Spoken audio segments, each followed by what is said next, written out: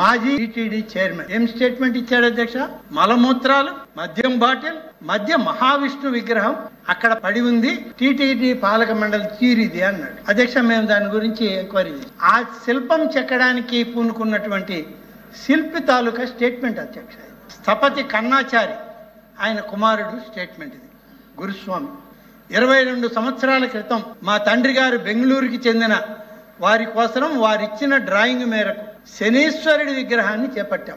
విగ్రహంలో సింహభాగం పూర్తయ్యే పరిస్థితుల్లో గదా ఆయుధంగాను చేతుల శిల్పాన్ని చెక్కాం. విగ్రహ ప్రతిష్టలోగానే ఎవరైతే కాంట్రాక్ట్ ఇచ్చిన వ్యక్తి ఉన్నాడో మరణించాడు. వారి కుటుంబ సభ్యులు కూడా ఈ విగ్రహాన్ని తీసుకుపోవడానికి ఇష్టపడలేదు.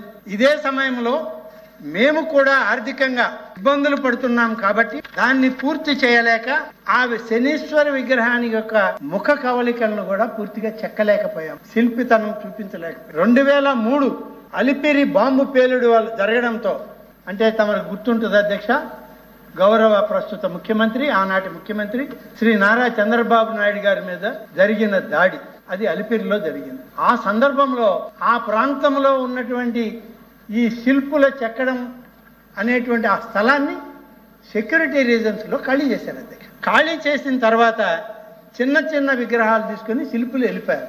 ఈ భారీ విగ్రహం అక్కడే పడిపోయింది. ఇది పూర్తి కాని విగ్రహం, శిల్పులు తీసుకెళ్లలేదు, శిల్పంగా చెక్కమన్న ఆ పెద్ద మనిషి మరణించాడు. అది అక్కడ ఉంటే అక్కడికి వెళ్ళి ఆ సగం చెక్కినటువంటి రాతి పక్కన నిలబడి బ్రాందీలు, విస్కీలు ఇవన్నీ చూపించి ఫోటోలు వేసి హిందూ ధర్మానికి ఈ ప్రభుత్వం వ్యతిరేకమని ఒక నాస్తికుడు చెప్పడం ఎంత దయనీయమైన పరిస్థితి అధ్యక్ష.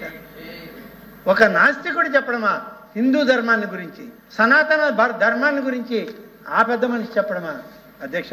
టీటీడీ ప్రతిష్టని ఎవరు దిగజారుస్తున్నారనేటువంటిది టీటీడీ ప్రస్తుత బోర్డు సభ్యులు, భారతీయ జనతా పార్టీ, జనసేన, తెలుగుదేశం, అలాగే ఇతర సంస్థలకు సంబంధించిన ప్రతినిధులందరూ ఇటీవల స్టేట్మెంట్ ఇచ్చారు అధ్యక్ష.